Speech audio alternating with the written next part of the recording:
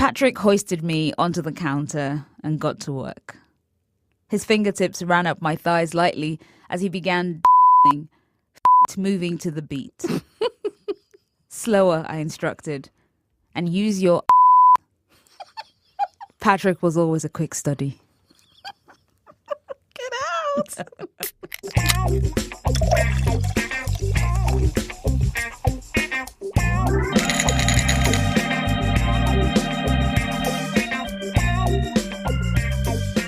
Hello, Nicole. Hi, Bim.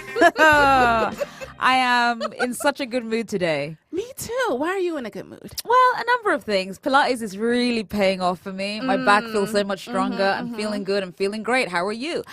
But there's another reason. But first, let me ask you, why are you feeling so good today?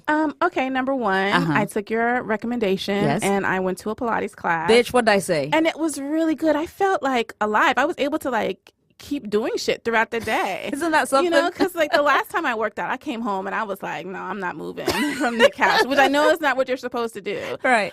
But I did Pilates and then I was like, okay, I can keep going, run my errands, stay out a little bit, do whatever.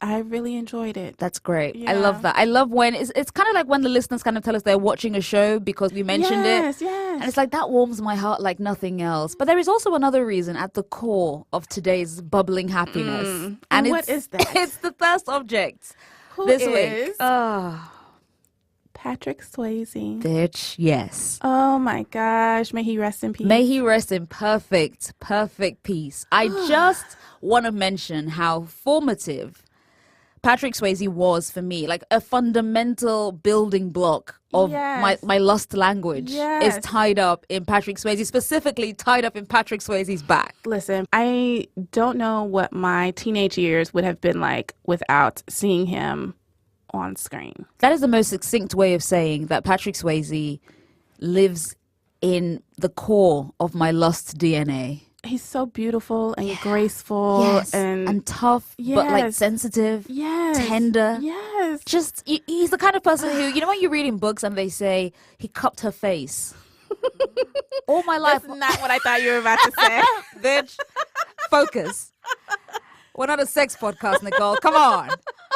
What's inherent in that move is like strength and like, you know, manliness, but also like a softness. Like someone is like taking your face very gently. Jesus, I'm sorry. I think I've actually upset myself. I'm gonna go outside and I'm gonna smoke a fag. I'm gonna have a little drink and come back because for me, Patrick Swayze really kind of just represented in many ways, the epitome of kind of just, you know, hot, solid man. Yeah, just this graceful masculinity. Yes, bitch. That's the name of my new album, Graceful Masculinity.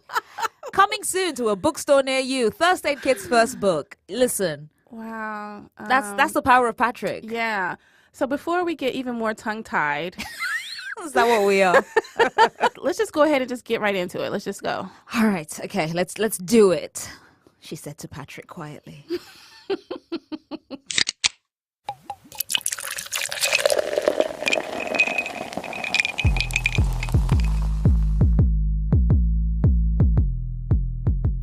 When we were talking about this episode, yes, I've never seen so much glee bubble up in you. Because Patrick Swayze is important to you. Yes, very much so. Oh my gosh. You sound so southern right now. That's how I know it's real. Your home accent has come forth. I remember seeing him very early. My sister is 7 years older than I am, so I would watch a lot of stuff that I probably should not have been watching. But listen, you know, it's the only way to live. And cable at the time was just, if you saw one movie, you would see it within the next 3 hours. Like, I mean, cable was just like constantly. It had like 5 movies it would play all the time. And for a long time, that movie was Red Dawn, starring Patrick Swayze, a classic, and Jennifer Grey. Yep. And there is this one scene, and we'll post this on Tumblr because there's no audio with it beyond Patrick's character crying. But I will never forget this because I've never seen this movie since the 80s. But Red Dawn, he's crying, and this huge snot bubble comes out of his nose. That's acting, kids. Acting. And he was also in The Outsiders. Yes. Yes. The classic adaptation of a Yes. classic novel. Yes. Yeah. Which was like an 80s white boy thirst trap movie, right? There were so many in the 80s. Yes. We should do a whole episode on 80s thirst trap white boy movies. We might have to do that. All right. Next season. Okay. Yeah, so you had Tom Cruise, Rob Lowe. Yeah. Patrick Swayze was in there, and he had a much more mature face. He was around the same age as everyone else, but the other guys had like these little baby, sweet, teenage faces. But Patrick right? looked like a man. Patrick looked like a man. Okay. He put Baes in a man. And he kind of gets left out of that discussion when people talk about The Outsiders. Yeah. Because he was not the little young, cute, kind of ambiguous looking guy that mothers felt safe with their daughters posting pictures of on their walls or whatever. Because he did look so much older. Yeah. And I think that's actually a very important part of Patrick's allure is that he always looked, even when he was young, he looked like he'd seen life. You know what I mean? He had like quite a craggy face. Yes. You know, it was all kind of like cliffs and angles and like, you know, like deep set eyes. And he was very intense. He'd look at you and you like, you know, through the screen and you'd be like, wow, what's on his mind? Like, you know, he had like presence, which you don't normally associate with very young actors because you kind of grow into that shit. But he really had that presence. And he was like this big guy from early on. He always had his shoulders back, which is that dancer's very, you know, aware of his body. Great alignment. Yes, just as we're learning in Pilates, you and I. Yes. And it's also when I got to an age where I was paying attention to like the personal lives of stars and stuff, and I learned that he had a horse ranch or he had, you know, horses and stuff. I was like, of course he's got horses. Of course this man with this cowboy face is riding fucking horses around. Yeah, you know? Absolutely. It's like a cowboy face to go with your cowboy lifestyle. Of course. Of course. The movie that for me, and I'm talking as though I'm like in this exclusive club, it's a whole bunch of us, a generation, 2, 3, 4 generations of people who watched Dirty Dancing and thought to themselves, yeah, that's the stuff. Oh my gosh. Dirty Dancing. Listen. I saw that shit in the theater and I remember very clearly the reaction that these middle-aged white women had to the scene where Baby and Johnny finally get it on. Yeah. After dancing at the Sheldrake. I'm telling you, I have seen this movie so many times. And Baby walks around him and she runs her hands across his butt. Yeah. Those white women, they tittered and it was like if they had pearls, they were clutching them. Yeah. You know, like it was. I'm clutching mine right now. Oh my gosh. Because that was a bold move from Baby. Yes. Baby was kind of like, you know what, I'm taking charge of my sexuality tonight. And I was like, Baby, I applaud you. I approve of this message. Like, listen. That movie, I watched it like you too early because I remember kind of, again, having that little girl like scandalized face of, oh my God. And I remember because when I first saw it, I didn't understand that the abortion storyline was in fact abortion. Yeah. So when I first saw Dirty Dancing, there was so much that kind of just floated way above my head. I didn't understand, like, you know, I didn't even fully, I understood that there was a racial element, but I didn't quite get it. I could see that the performers and, you know, like the representation of the underworld was very, very black. And again, I didn't quite understand things like what it meant to be Jewish and for this to be like a Jewish holiday camp. And all that. There was so many things that kind of floated over my head. But the thing that got in there real easy, real quick was, oh, that's a hottie. That's what a man looks like. That's the shit that I want to eventually have when I'm, you know, over my stage of fancying boys who don't look like that. And it was so clear to me that I understood on a very, very, very like basic level. I was like, oh, I get it. Feelings are going to come. And if they're directed at men like Patrick Swayze, I'm good. Yeah. And, you know, I don't particularly care for blondes, but his hair was dark enough that I was like, okay, I'll allow it. How generous of you. But like fine, Patrick, you can stay. His intro scene, right? When Baby is like looking at the staffers in their meeting or whatever, and he comes in with his crew of dancers, and he's got his jacket slung over his such arm. a bad boy. Yes. And he's like, you hear that guy's gonna be putting your pickle on everybody's plate or whatever he says, and he knocks over a napkin after they've carefully, you know, arranged. I was like, oh. Hello, this is the guy I'm supposed to pay attention to. Right? Oh, what an man. entrance. But the thing about him is, like, you've mentioned it already, his grace. He would walk in shoulders back, you know, never slumping, never slouching. And he was always very tucked in. And this is, again, I know we're referencing Pilates a lot, but it makes a difference, I promise you. But my key thing is it always looks as though his middle was tucked in. He was always very upright. Yeah. But not in a stiff way. It always felt like someone who was just kind of like, he walked so carefully, so gracefully. And then when it's revealed that he's like this, obviously this amazing dancer, I remember even just kind of thinking, well, of course he fucking is. Like, well, of course. Look at that shit. And it's just the way he would move. And he, you know, everything felt like, again, we've spoken about this, romance novels ruined everybody's life. But that thing genuinely about Cat Like Grace. Yes. Patrick Swayze had that in spades. Man, he just, your eyes just wouldn't leave his frame. No, not at all. And you're looking at the length of him, like the way. No, I'm sorry. I'm trying to be poetic. I'm sorry. But all of his lines. Yeah. You know, you hear talk about ballet dancers and their lines and the way that they, and he had that because he took ballet as a child growing up. And he got teased about it a lot because he was also playing football. And so, you know, whatever. But wasn't his mother also very into like dance? I believe that's how he got into it. Yes, yes. And you find like later, you know, a lot of football players and other athletes are like, no, ballet really helps you get your form together and all this kind of stuff. So he was ahead of the game, but you know, boys will be boys, as they say. I guess. But yeah, there is that I think in many ways, because I loved him in so many other roles, but Dirty Dancing is like the epicenter of my lust for Patrick Swayze. Yeah. Because it hit at the right time, like puberty wise, but also it hit at a time when you're forming a language about what is desirable and what you hope, or rather what you imagine the life of your desire to look like. Go. I'll try something. Go. Close your eyes.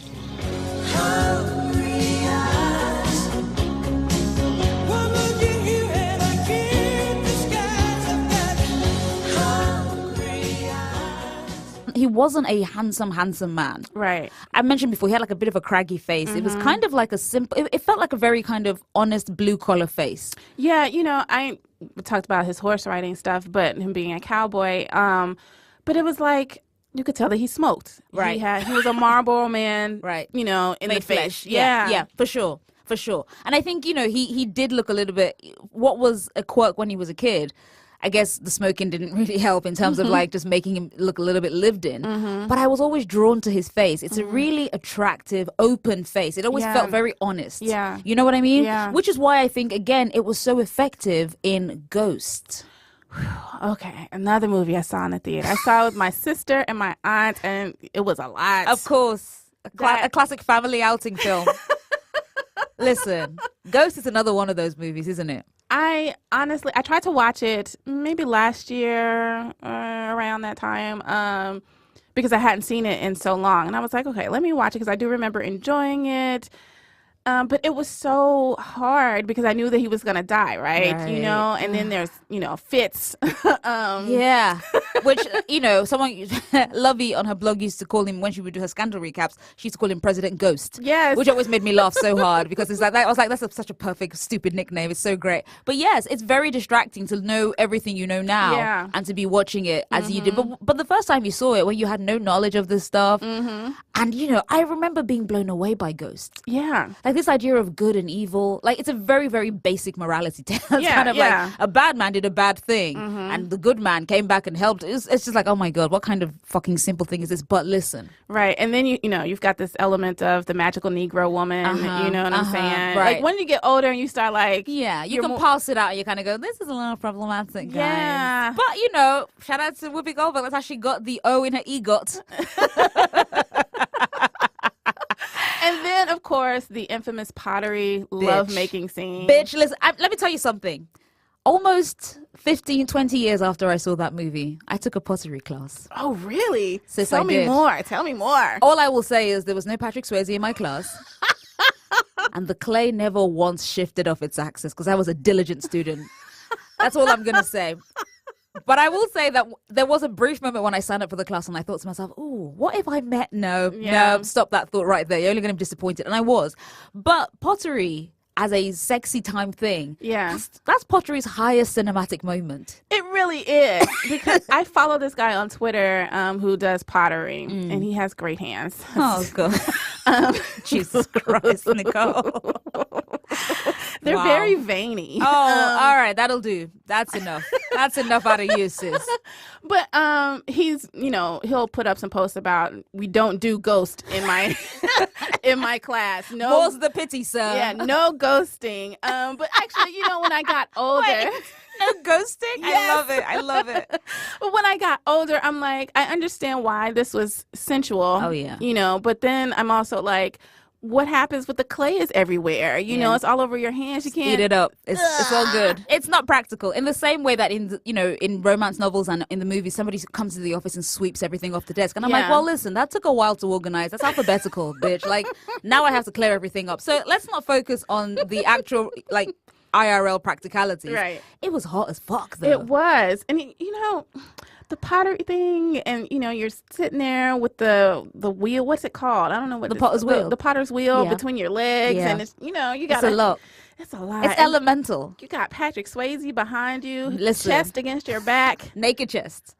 He was topless in that scene. I was like, first of all, Molly, how did you even carry on doing any kind of pottery? To be honest, at that point, when somebody walks in and they look at Patrick Swayze, you just kind of go, you know what, babe, I'm gonna pack up for tonight. Yeah, let's just go back upstairs, innit?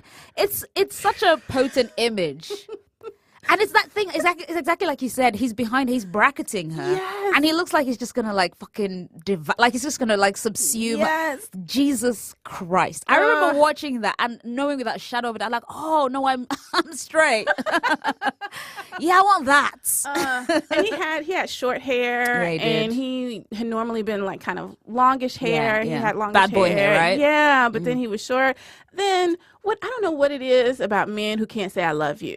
Right? You got Han Solo. I know. Formative shit. Yeah, then you've got Patrick Swayze, ditto. Yeah. Just fucking Sam. Say it. You're gonna die. Say you love somebody. That's advice for general living. In the words of Daniel Caesar, if you've got someone you like, tell somebody. Just let them know. Listen, this is going to be a short segue PSA. But I'm someone who I find it very difficult to express crushes and to kind of like be explicit about what you want, especially my romantic life. And I'm here to say, this is the testimony. It's like church.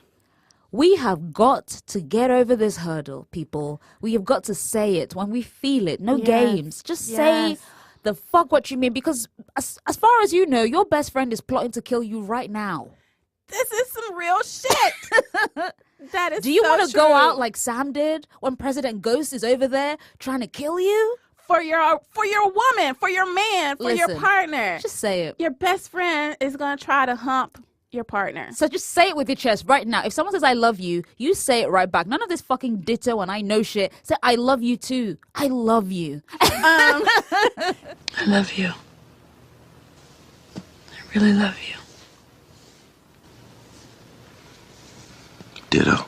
Dirty Dancing. Yeah. Ghost. I want to talk about one of my favorite movies of all time. I've got 2 Patrick Swayze movies in my top 10 films. Right. And he wasn't necessarily the best actor on the planet. No. God, come on. Lost is not that blind. Roadhouse. Listen, I'm going to let you go to town on this because I only have a very glancing knowledge of Roadhouse, but you know it like it's your Bible. Man, I love this movie so much. It's so ridiculous and cheesy. It's great. Patrick Swayze played this character named Dalton. I can't. You have to. Dalton? Dalton. My favorite thing is when you have a white character and they just give you like the perfect name. I'm like, yeah, Dalton. That's not going to be like a black dude. Dalton. Yeah. So he comes to town. He's not a bouncer. He's what they call a cooler. Oh, yeah, I know. So he comes in, he assesses the situation. Basically like, what's the little chef dude that comes in and makes the kitchens better for people and cusses them out? Gordon Ramsay? Yes. Imagine that. But for clubs? Yes. Okay, gotcha. As a bouncer. So he comes to this town and he finds out that the town is run by this rich asshole dude or whatever who has everybody on his payroll. Taylor's oldest time. Yeah, you know. But Dalton is like, nah, I'm gonna make sure that this place, Roadhouse, right? Oh, God, shut up. Talk to me like this is like some high intellectual fucking conversation. Roadhouse, sit down. But carry on, please. He gets on the wrong side of Some powerful people. Yeah. Right. And that person is constantly sending these thugs after him to take care of business. And this clip, it's one of my favorite clips. Okay, I'm ready. Okay, so these people come in to try to teach Dalton a lesson. Sorry, we're closed. Well, then what are all these people doing here? Drinking and having a good time. Well, that's why we're here. You're too stupid to have a good time.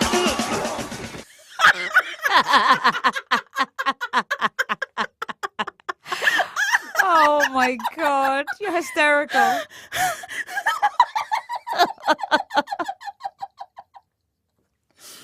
So this man tries to kick Dalton, and Dalton grabs his leg and twists it, and then he says that line, "You're too stupid to have a good time." Can you imagine? And Patrick Swayze has his hair is like very 80s, Yes, it's it like is. swooped back on the side, but then also like a little pompadour in the front, and then it's long in the back, Like a cockatiel. Yes. Yeah, I love the 80s. My It really gosh. was a time that style just bypassed. And then there's this other famous line that he Right. gives. I mean, my accent is hard right now because I love this movie so much. Of course, there's a love interest, Of course. right? And she's the town doctor. Her name is Elizabeth. She's, gotta have a respectable love interest. yeah, so okay. she just goes by Doc. And he goes to see her after one of these fights and everything. And so he has a stack of his medical records, like just a folder brimming with all of the wounds that he has received over the years in his business. Sure. So he goes to see her, and he says this very famous line. Well, Mr. Dalton, you may add 9 staples to your dossier of 31 broken bones, 2 bullet wounds, 9 puncture wounds, and 4 stainless steel screws. That's an estimate, of course.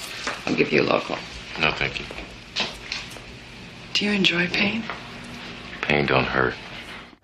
Pain don't hurt. And so then she staples his wound together, and all he does is flinch, just a little bit. No, So hot. yeah, So hot. yeah. I mean, listen, men should cry, but also when they don't, real nice. Yeah, and he's got this little smirk on his face because he knows he's flirting with her and whatever. But Dalton, he would do Tai Chi, so they're looking at him like. The 80s really was an interesting / very racist time. Yes, it's, some Orientalism happening here. Just a tinge.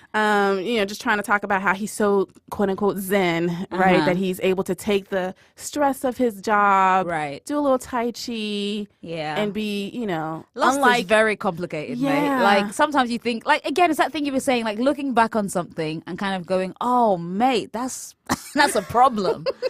I think you kind of nailed it. Like, that whole vibe of kind of like, there was like a very weird fascination with like Zen culture in Hollywood in the 80s, where everything was kind of like, it was kind of like a resurgence of like, what can we bring besides the kung fu? yeah, So there was like a lot of mashup yeah, of like various philosophies and whatever. It's kind of like, it's vaguely Asian. Chuck it in. yeah. That was a bad time, guys. It was, yeah. And it even was not Patrick great. wasn't immune from right. And, then there's the love scene, right? that. Right. Okay. And this is like, as you pointed out, this love scene is soundtracked by someone very special. And there's an echo of it in Dirty Dancing. Yes. Otis Redding, features prominently in some of my favorite Patrick Swayze moments, right? Yeah. Love Man from Dirty Dancing. Yep. And then the love scene in Roadhouse. What song is that one? That song is These Arms of Mine. What a classic. And, we'll put it on the Tumblr because there's this moment where Dalton and Doc, they finally What do a great it. couple name. Dalton and Doc. Great. And he has her up against the wall. And he Sure. does this thing where he, like, scratches her legs as he pulls, up her nightgown and stuff. And then, she straddles him and he's boning her with her back against the wall. Wow. You are truly a poet. And he's boning her. Sure. Listen. Taking her to Pound Town. Sure. So romantic. You're a real lady. But Patrick does this thing.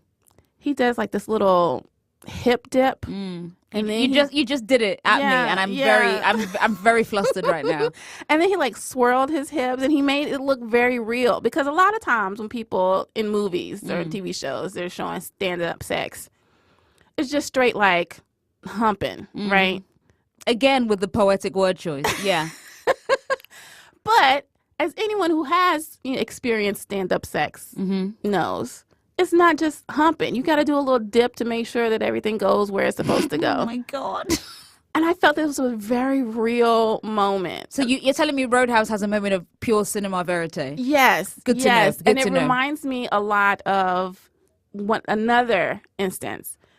James McAvoy in Atonement. Right. The library I've seen you scene. tweet about this. Yes. That hip dip. Listen. Yes, so Patrick had it down. And you know, as a child, I'm watching this, I'm just like, oh, they're doing it. You Yeah. know, I'm intrigued by just like the naughtiness of it. Right. Then as I got older and more experienced, Yeah. I was like, You brought like a real critic's eye. Yes, And you wanted to yes. comment on the authenticity. Yes. I'm proud of you. oh, because I was like, Patrick, I see you. I understand what you're doing here. I appreciate how realistic you were trying to make this scene. Thank you. Right. Oh, God. Thank you for your service.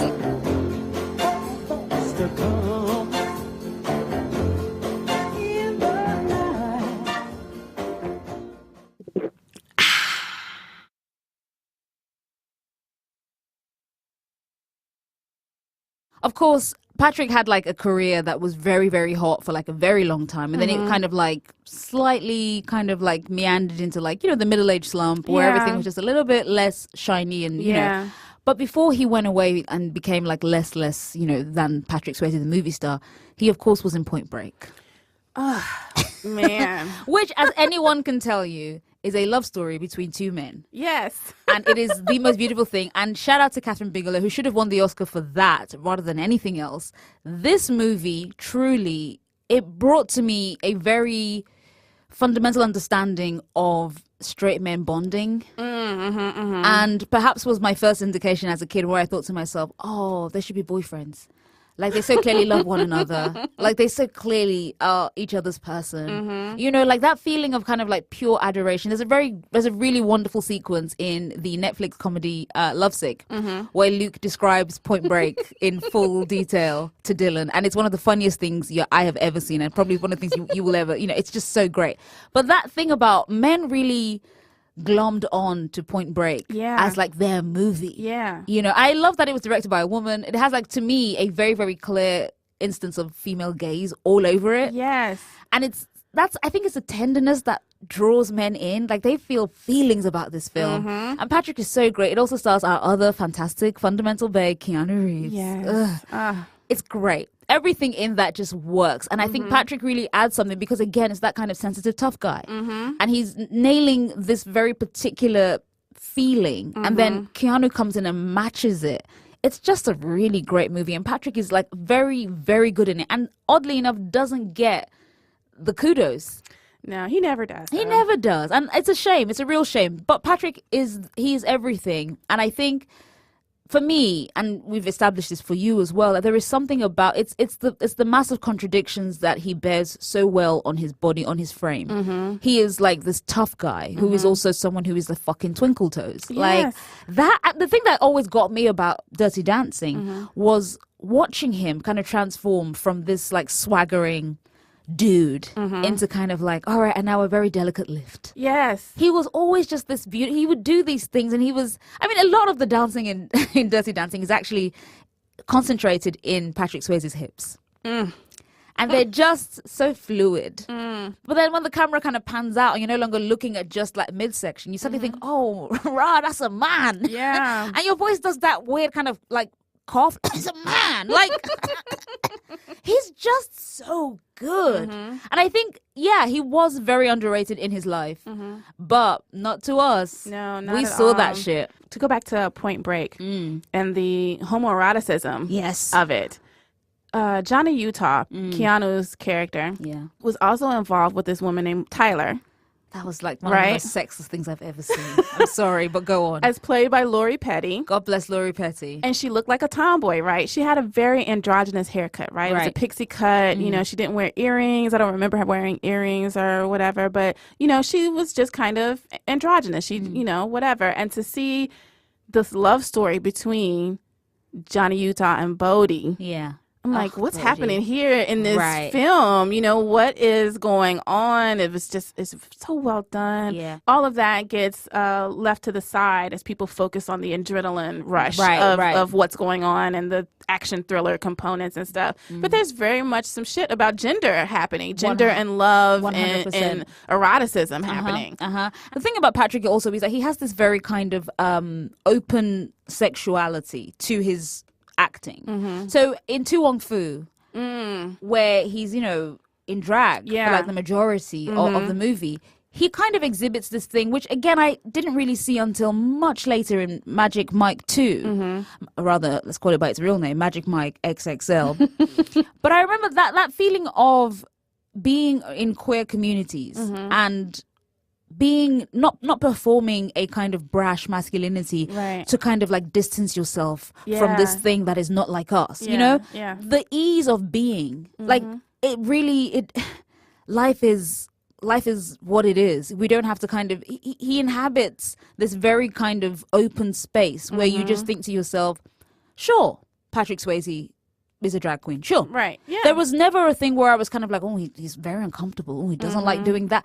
It was a very effortless performance, and it felt very much like someone who had no qualms about trying to like box, you know, put his own sexuality into a box in that way. Right. Like obviously he was with his wife, as far as we know, was a straight man, whatever, for years and years. But I just love that when I imagined the script coming to him and him just kind of going, yeah, and you know, he's in that movie with John Leguizamo and with Wesley Snipes.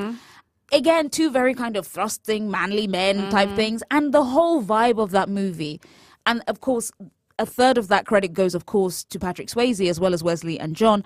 But just that feeling of just, you know, a man who is just chill and is not so caught up in the bounds of masculinity that this would be a problem for him. That's so attractive. And Patrick had that in spades again. Just someone who confidence. That's it. The confidence to know that none of this changes who I am, and this doesn't affect you, doesn't attack you and who you are in any way. It's a fact of life. Queerness is a fact of life, and this is just one outlet. This is how it looks in one story.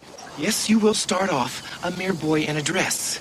But by the time we are done with this crusade, your Auntie Vita and your Auntie Noxie will give you the outrageous outlook and indomitable spirit that it will take to make you a full-fledged drag queen. I really appreciated the fact that he just seemed to kind of just roll with it. He seemed like the chillest man. And there were all these lovely stories from his co-stars about how he was great, he was this, he was that. And I just think there is something to be said for, you know, those people who have these wonderful reps and then after they die, nothing bad seems to come out of the woodworks. Yeah. Like everyone's kind of like, no, that was the story in life as it is in death. It's great.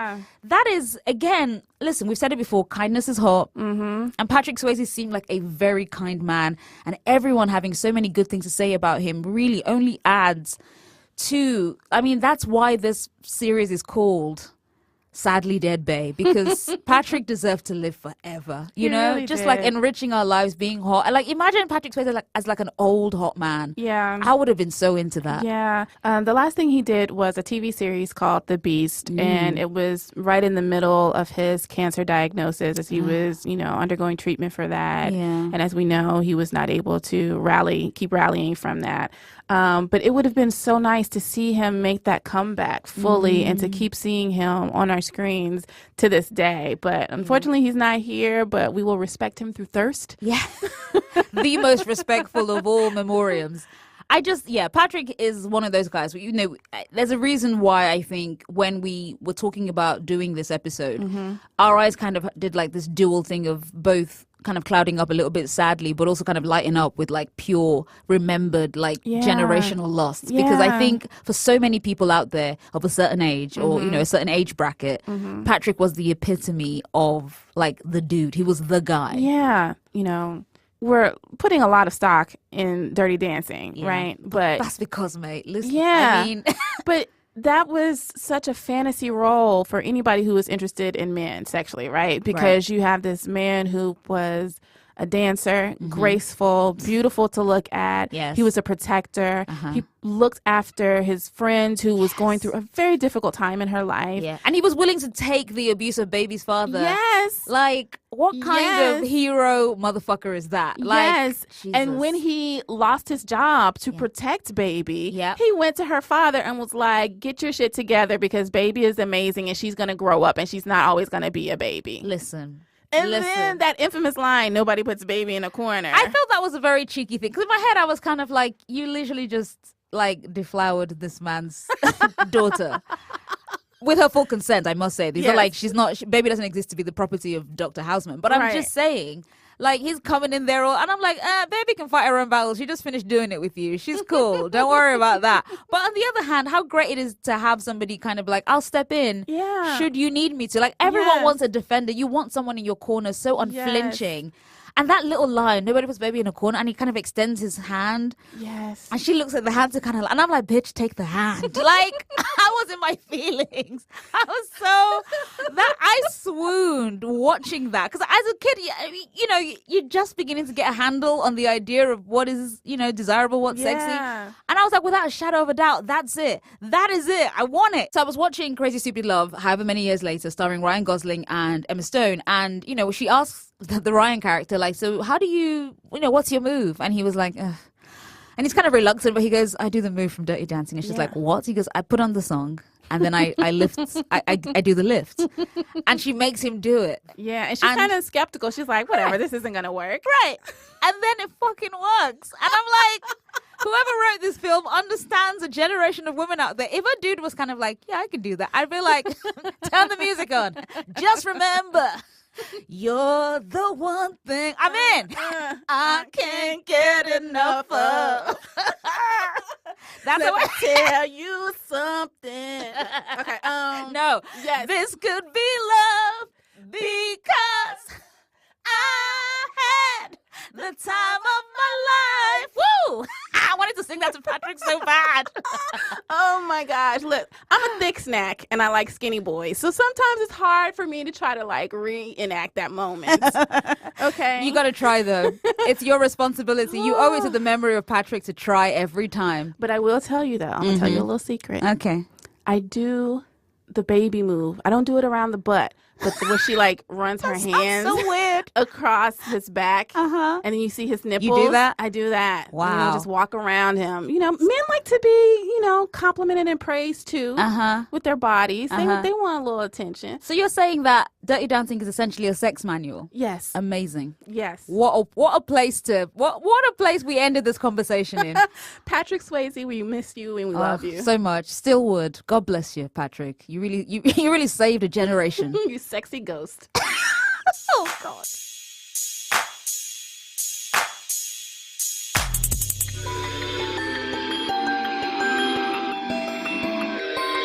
So we've had a very rousing discussion about Mr. Patrick Swayze. He's one of my favorite people in life. Right. And I feel like whenever I'm reading fanfic in general, with a dude, it's almost always at the back of my mind, even though I've never articulated it, I'm thinking about a guy like Patrick. Aww. You know, big and solid, but also like deeply sensitive and, you know, just kind and all that stuff. So in a way, this feels like a real full circle moment where I'm kind of like, yeah, a lot of the times I'm thinking about Patrick or a version of Patrick. Yeah. So it was very nice for me to write a drabble this week thinking about Patrick specifically. You know, we talked about this a little earlier, but I really think that seeing him in Dirty Dancing helped me formulate my seduction techniques. Oh God. And that's all I'm going to say. That's all you need to say. I'm going to read my lovely, sweet drabble. I can't wait. I'm so excited. This man is such an important part of your life. He really is. Okay. As soon as I heard the garage door activate, I rushed to run Patrick a tub full of steaming hot water. By the time he sauntered into the kitchen, I had a glass of lemonade and some extra strength Tylenols ready for him. He kissed me in thanks and held me close in silence. He pressed his lips against my forehead and wondered aloud into my hair. I might be getting too old for all of this. I rubbed the worry from his chest and told him to head to the bathroom. I'd be right behind him. A few moments later, Patrick was settled into the tub, lavender-scented bubbles and Epsom salt soothing away his aches.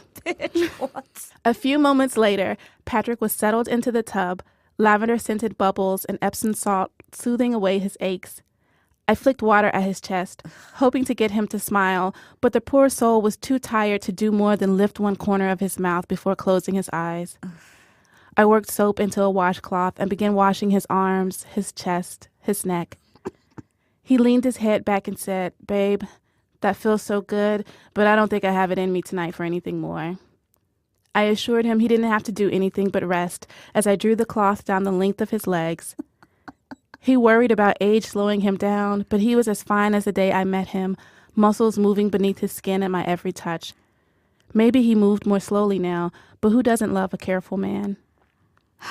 His breathing had slowed, and I could tell he was almost asleep, so I kissed him awake, teased him about being my special kind of sleeping beauty. He said, "You sure know how to love me, right?" and stood, water sliding from him, showing me all the places I knew I'd kiss tomorrow and whenever he wanted. Do you know what? I'm about to ask you to run me a bath. That's how... What? Patrick, man. Oh, dusty Patrick Swayze? You've made that hot? Amazing. Amazing. I love it. I love it. I just want to take care of him. That's... Sure you do. All the places I'd kiss tomorrow. Bitch, get out. Nonsense. You're coming to my house? Anyway, that was a delight. Thank you. But I'm intrigued. I wonder what you're going to read for us today. I mean, he's not in a bath, mate. I'll tell you that one for free.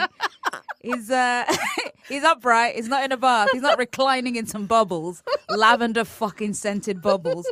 Jesus. All right. I'm going to read mine. Okay. Which is a little bit longer. But, you know, again, as always, I'm putting myself in the arena of home. So Yeah.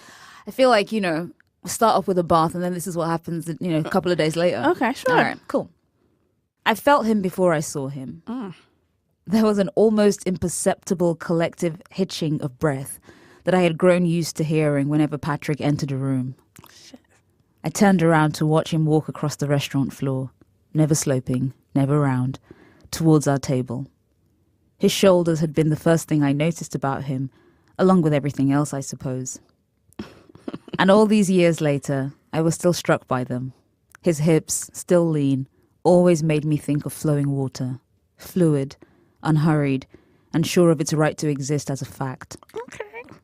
I let my gaze travel slowly back up to find his eyes already on me, a slight smile curving his lips. Eventually he arrived.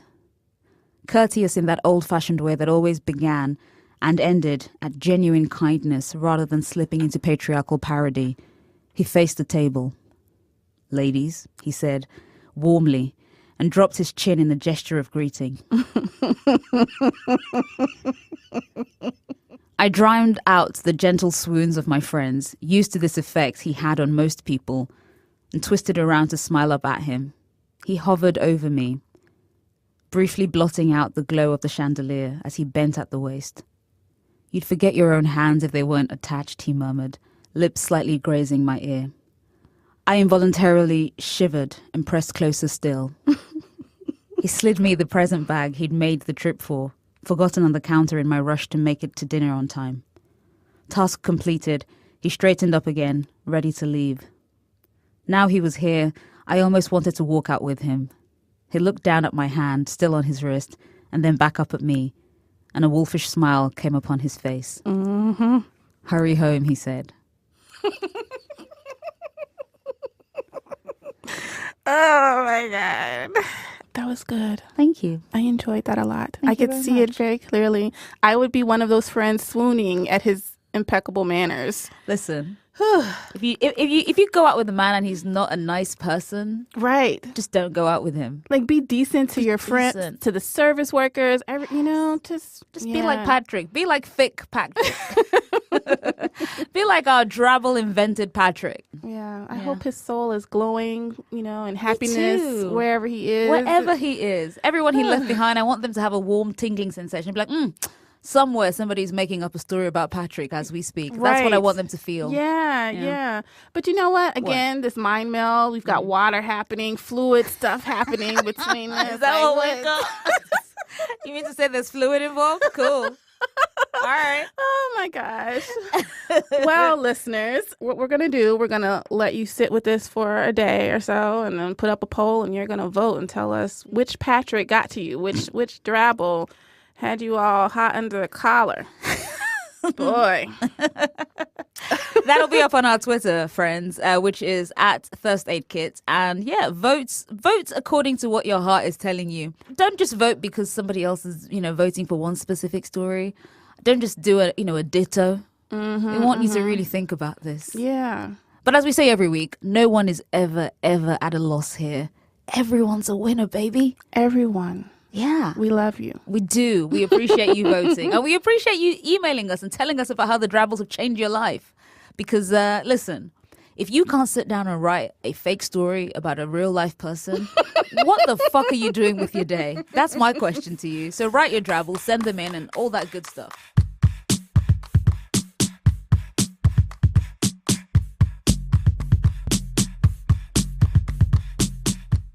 So, ever since we kind of opened up and told you about our Ask Box on Tumblr, we have had so many messages and we're trying our best to respond to all of them. But you guys send us a lot of fucking questions and we appreciate all of them, but we're trying to answer them around all these other commitments. So we eventually get to them. We appreciate every single one. But this week, we're going to do a very quick shout out of a few of the fan mail emails that came in via our Tumblr. And we just want to say a general big thank you for listening, for reaching out to us, for telling us how you feel, because it really warms the cockle of our hearts.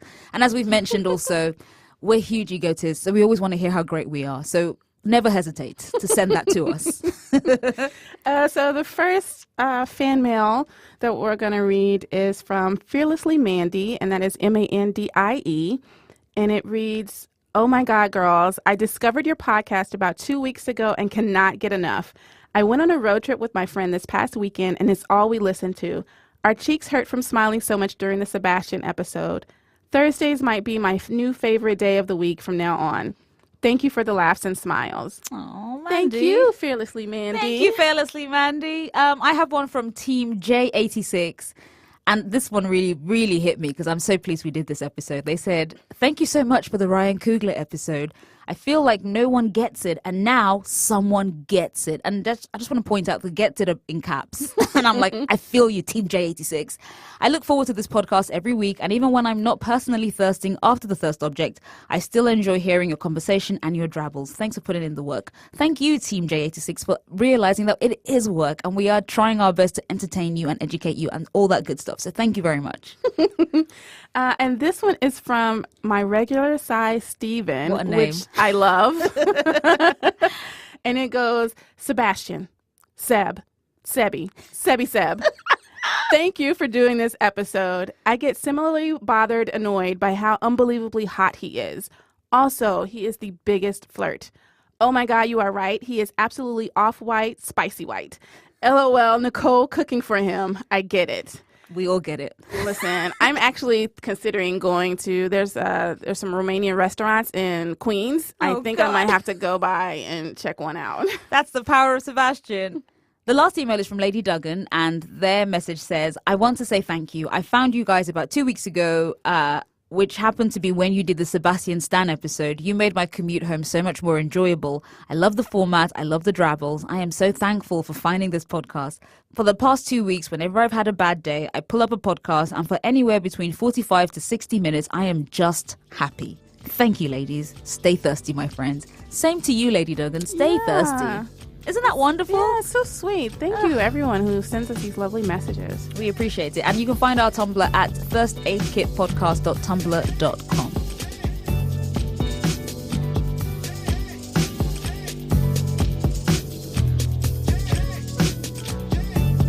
First Aid Kit is produced by us, Nicole Perkins and Bim Adewunmi, Julia Furlan, and TK Dutest. Our music is by Tanya Morgan. You can follow the show on Twitter at First Aid Kit, and we're at TN Whiskey Woman, that's Tennessee Whiskey Woman, whiskey with an E, and Bimadew, BIMADEW.